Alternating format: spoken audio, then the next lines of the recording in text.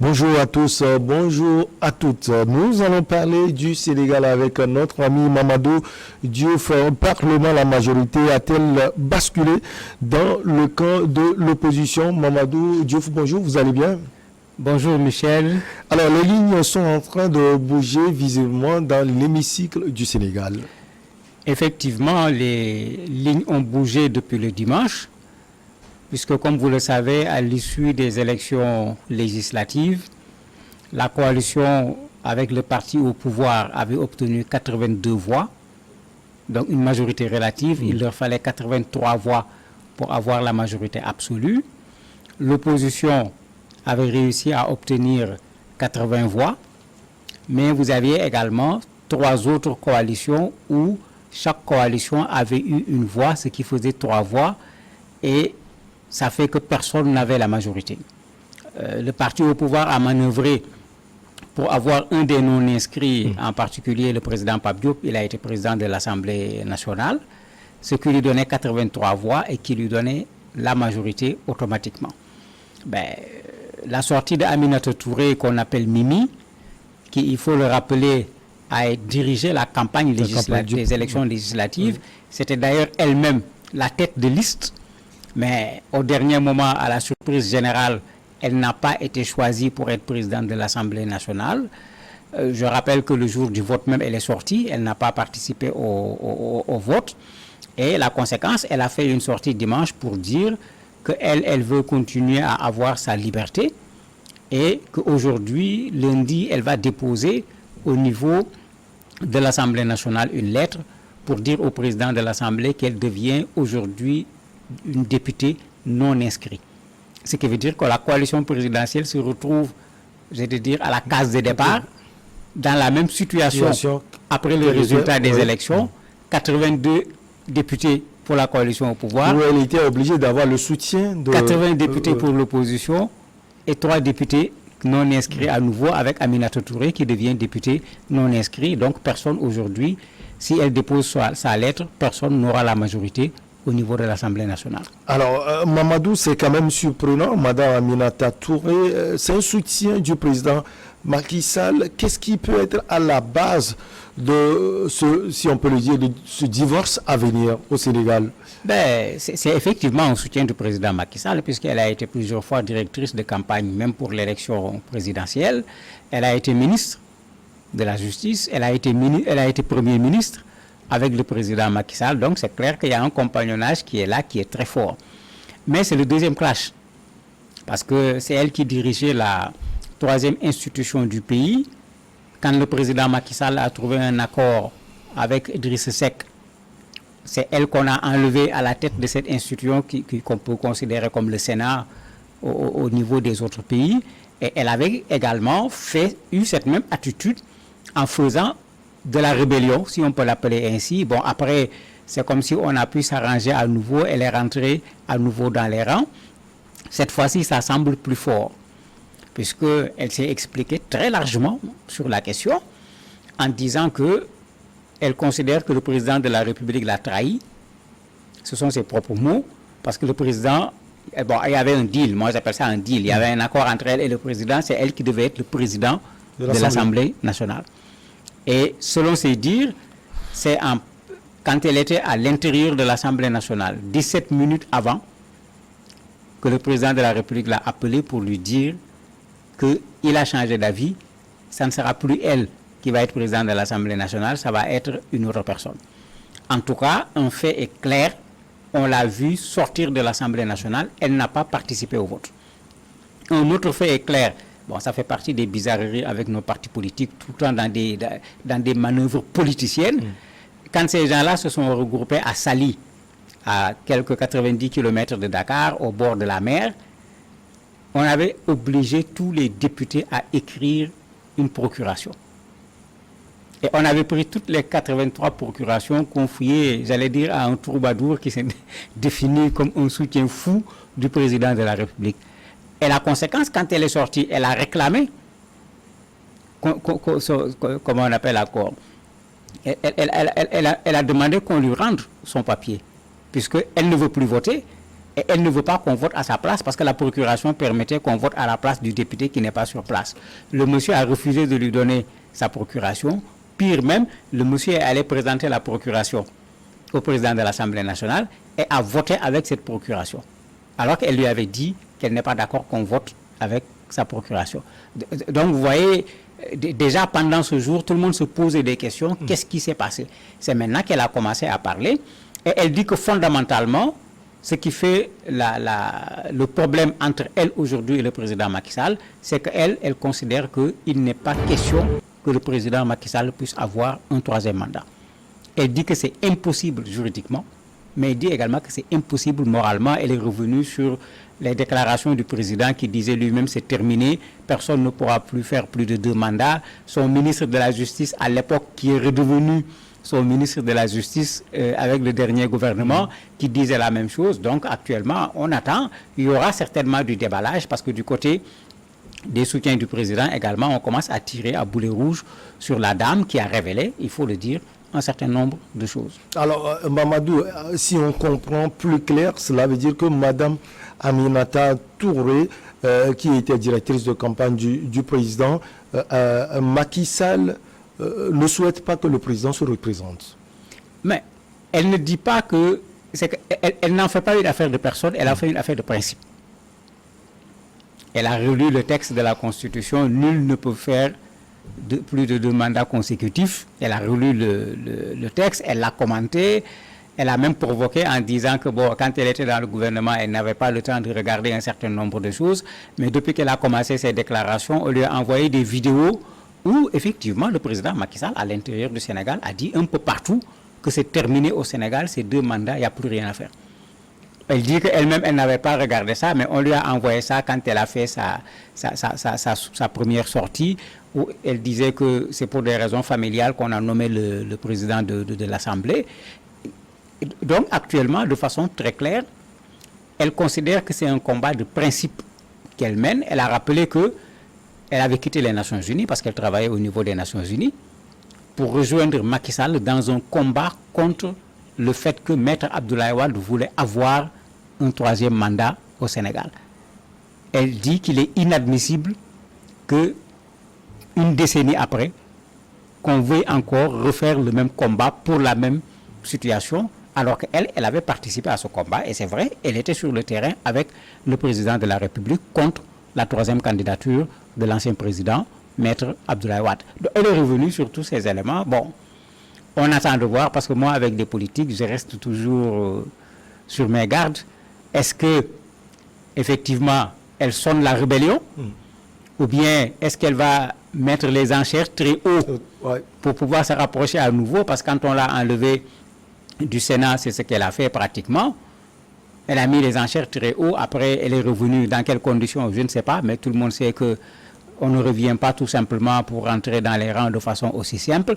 Ici, actuellement, certains posent la question, est-ce que c'est du chantage ou bien est-ce que véritablement la dame est décidée à prendre son indépendance? Même un journaliste lui a posé la question, ben, si vous commencez la rébellion aujourd'hui, 2024 n'est pas loin. Est-ce à dire que à chaque fois que vous regardez le miroir pour faire votre mouchoir de tête, vous pensez à 2024? Elle a dit oui. Elle a été très claire, elle a dit oui, mais elle dit qu'elle va faire le tour du Sénégal, rencontrer ses partisans, rencontrer un certain nombre de soutiens avant de se prononcer plus clairement sur 2024. Alors évidemment, Mamadou Diouf, cela peut avoir des conséquences pour la coalition, sur la coalition au pouvoir. Mais cela a déjà une conséquence. Si elle dépose sa lettre à l'Assemblée, la coalition au pouvoir a perdu la majorité à l'Assemblée. C'est-à-dire même pour voter les lois simples, je ne parle pas des lois où ça demande les 3/4, même pour voter une loi simple pour avoir un peu plus de 50% pour faire passer la loi, il va falloir négocier très fort. Et ça va être la particularité de cette Assemblée au Sénégal, aussi bien du côté du pouvoir que du côté de l'opposition.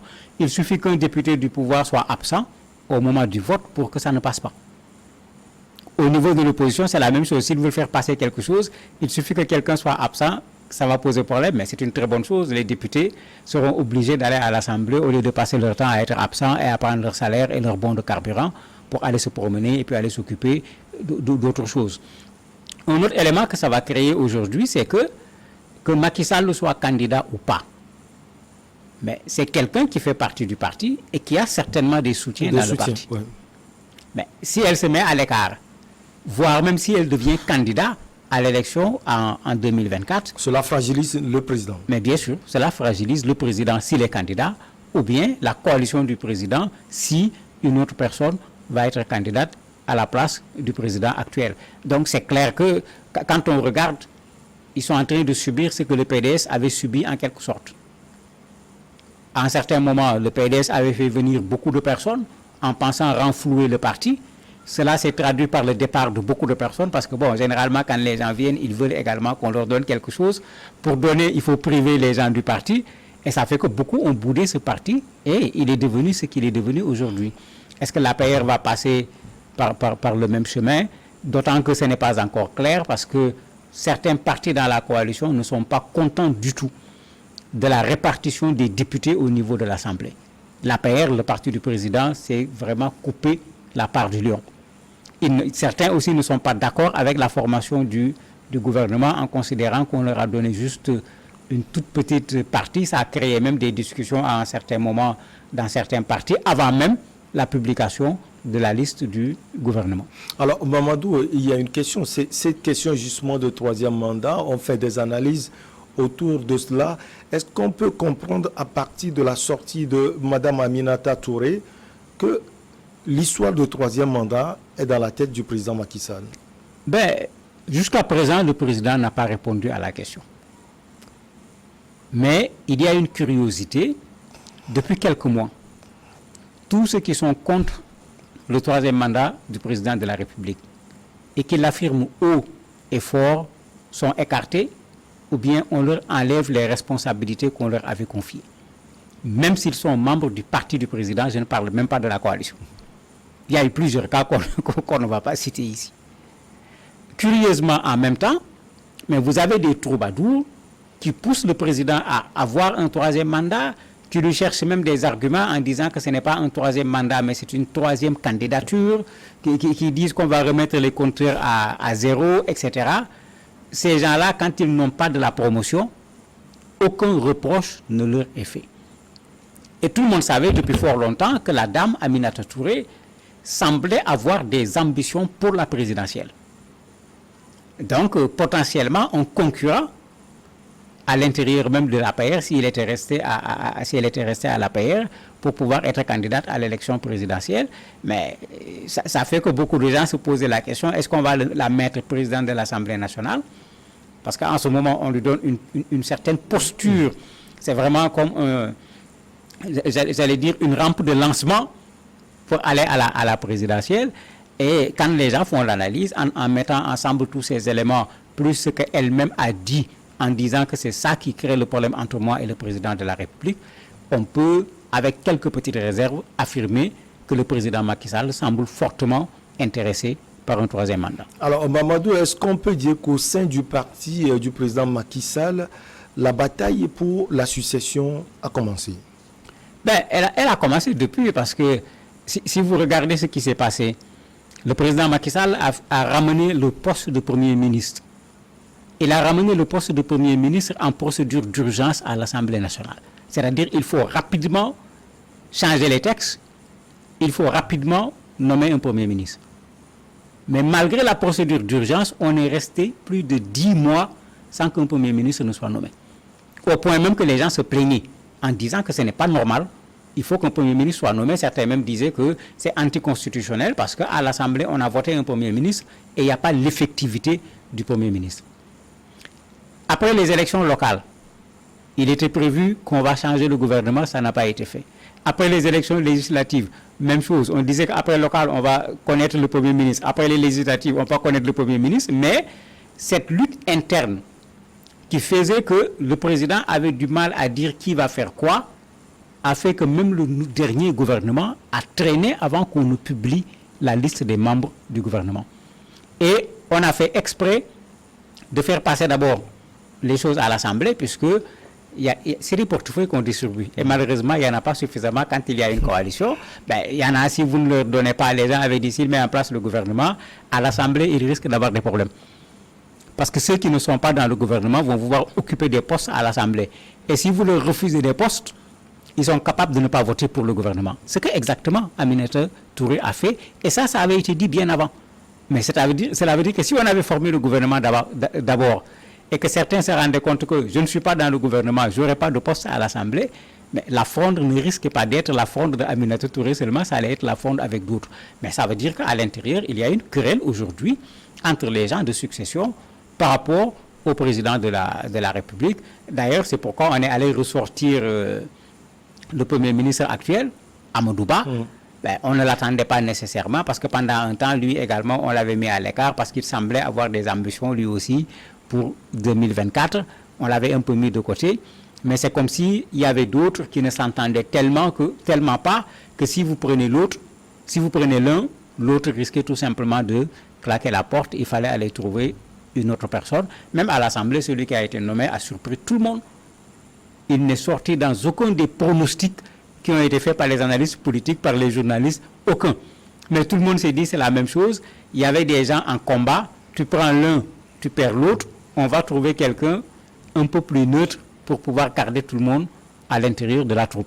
Évidemment, ce qui se passe avantage ou bien doit faire sourire la coalition de l'opposition, Yewwi Askan Wi.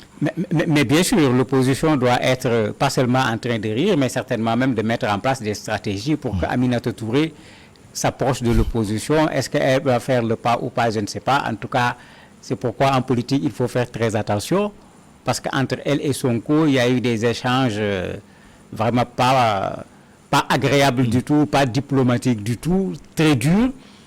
Maintenant, ils vont se retrouver, je ne sais pas, de fait, dans le même camp au niveau de l'Assemblée nationale. Est-ce que ça va aller plus loin qu'ils vont se retrouver dans le même camp? On ne sait pas encore. Mais certainement, l'opposition doit être en train de réfléchir pour voir comment maintenant, avec la coalition qui a 82 députés, capitaliser les députés qui sont non inscrits, ajouter aux 80 députés de l'Assemblée. Et en ce moment, c'est l'opposition qui devient majoritaire à l'Assemblée nationale du Sénégal. Merci beaucoup à vous, Mamadou Diouf. On a parlé du Sénégal. Parlement, la majorité a-t-elle basculé dans le camp de l'opposition? On va marquer juste une petite pause et derrière on reçoit le journaliste togolais Luc Avaki.